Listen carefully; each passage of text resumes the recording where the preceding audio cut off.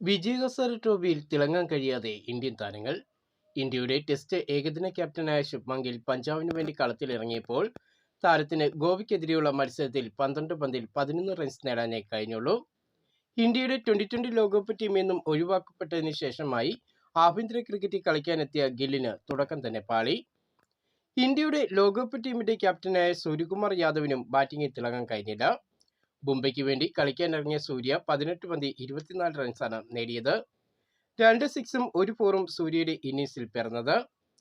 മുംബൈ ടീമിലേക്ക് മടങ്ങിയെത്തിയ ഇന്ത്യ യുവ ഓപ്പണറായ യശസ്വി ജയ്സ്വാളിനും ബാറ്റിംഗിൽ തിളങ്ങാൻ കഴിഞ്ഞില്ല. ഹിമാചൽ പ്രദേശിനെതിരെ നടന്ന മത്സരത്തിൽ മുംബൈയുടെ ഓപ്പണറായി ഇറങ്ങിയ ജയ്സ്വാൾ 18 പന്തിൽ വെറും 15 റൺസ് മാത്രമാണ് നേടിയത്.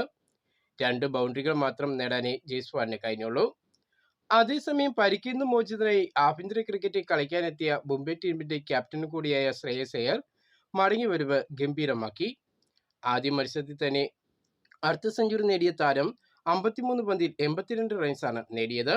3 സിക്സും 10 ഫോറും അടങ്ങുന്ന മനോഹരമായ ബാറ്റിംഗ് ആയിരുന്നു ശ്രേയസ് നടത്തിയത്. ഈ മാസം ആരംഭിക്കുന്ന കിവീസ് പരമ്പരയ്ക്ക് മുമ്പ് ശ്രേയസിന്റെ വെടിക്കെട്ട് ബാറ്റിംഗ് ആയിരുന്നു വിജയഹസാരെ ട്രോഫിയിൽ കണ്ടത്.